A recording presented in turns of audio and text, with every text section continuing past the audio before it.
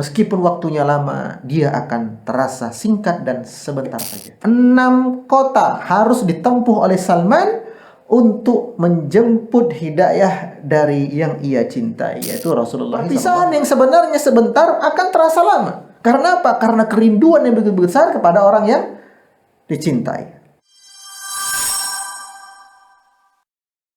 Bismillahirrahmanirrahim. Assalamualaikum warahmatullahi wabarakatuh. Sahabat MPD dimanapun Anda berada, kaum muslimin dan muslimah, ikhwah fiddin wa tafillah, asallallahu wa iyyakum jami'an. Kita berjumpa kembali di pembahasan ringkas seputar bagaimana Islam memandang cinta. Nah, pada kesempatan kali ini kita akan jelaskan sedikit ciri-ciri yang berikutnya, yaitu jalan yang ditempuh meskipun jauh, dia akan terasa dekat. Waktu yang ditempuh untuk menuju ke kediaman atau ke lokasi tempat yang ia cintai, meskipun waktunya lama, dia akan terasa singkat dan sebentar saja. Kemudian perjumpaan dengan yang dia cintai, waktu yang lama akan terasa sebentar. Dan apabila urusan telah selesai dengan yang ia cintai, maka untuk menunggu, fase menunggu ke pertemuan berikutnya itu serasa lama banget. Padahal cuma sebentar. Jadi mulai jarak dan waktu. Kita ambil contoh bagaimana kisah Salman Al-Farisi. Ya, kisah hijrahnya Salman Al-Farisi.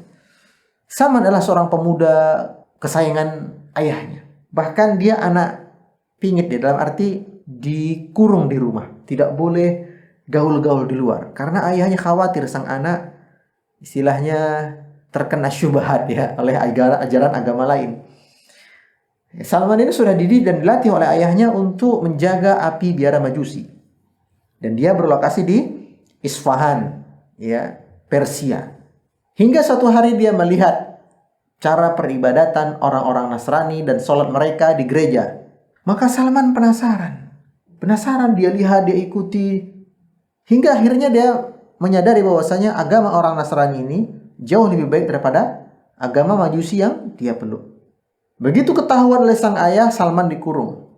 Lalu tiba-tiba selang beberapa hari kemudian ada beberapa orang-orang Nasrani menjenguk Salman ke rumah. Maka Salman bercerita, saya dikurung oleh ayah saya, ya. Tolong nanti apabila ada pedagang-pedagang dari Syam yang siap berangkat kembali ke Syam, ya, tolong kasih tahu saya biar saya bisa kabur dan ikut dengan mereka. Ini dari Isfahan, Persia menuju mana? Syam. Tibalah hari H, berangkatlah diam-diam Salman kabur dari rumahnya, ya, ikut dengan pedagang dari Syam. Ternyata ya, perjalanan yang dia tempuh bukanlah perjalanan yang indah. Dia ditipu oleh para pedagang ini. Dia dijual jadi budak di Syam. Kemudian ketika di Syam, ya, singkat cerita, dia menempuh lagi perjalanan ke Mosul di Irak. Jadi habis dari Persia, Isfahan, ke Syam. Ke Syam seperti agak balik lagi ke arah Mosul, Irak. Kemudian dari Mosul, Irak berpindah kemana? Ke Nasibin Aljazair.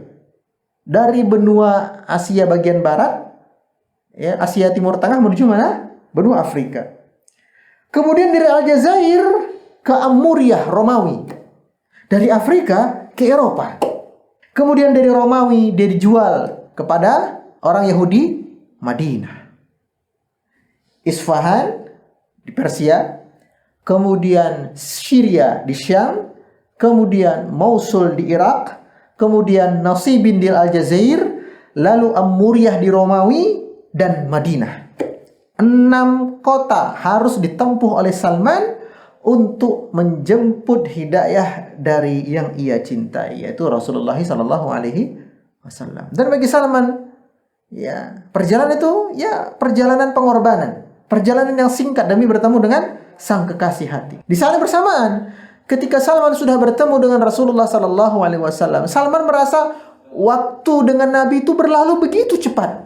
Waktu dengan Nabi itu berlalu begitu cepat.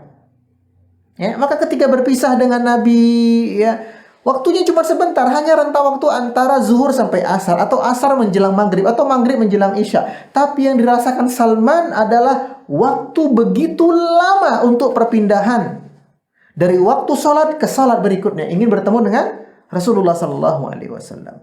Begitulah cinta. Jarak yang jauh akan terasa dekat. Waktu yang panjang akan terasa singkat. Sebaliknya, perpisahan yang sebenarnya sebentar akan terasa lama. Karena apa? Karena kerinduan yang begitu besar kepada orang yang dicintai.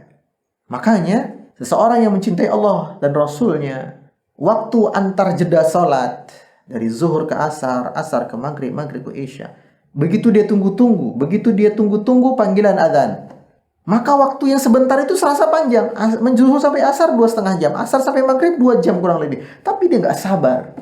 Kemudian jarak yang jauh antara kediaman dia dengan masjid sebenarnya jauh menurut kebanyakan orang. Tapi karena kecintaan yang besar kepada Allah, jaraknya terasa dekat. Lalu dia sholat bersama imam, bersama jamaah, bersama kaum muslimin. Menurut orang tadi sholatnya agak panjang, tapi menurut dia terasa sebentar. Karena apa? Ya, begitu besar kecintaannya kepada Allah. Sehingga tadi durasi sholat kok kayaknya masih sebentar saja. Dan inilah diantara level cinta yang tertinggi. Salah satu level atau ciri cinta yang tertinggi. Mudah-mudahan yang singkat ini bermanfaat untuk kami pribadi dan bagi kaum muslimin dimanapun Anda berada. Mari kita periksa kembali. Apakah itu yang kita rasakan sebagai bukti kecintaan kita kepada Allah dan Rasulnya? Ataukah itu yang kita rasakan tapi terhadap kepada selain Allah dan Rasulnya? Na'udzubillah tsumma na'udzubillah. Wassallallahu ala nabiyyina Muhammad alhamdulillahi alamin. Subhanakallahumma wa bihamdika asyhadu an la ilaha illa anta astaghfiruka wa atubu ilaik. Assalamualaikum warahmatullahi wabarakatuh.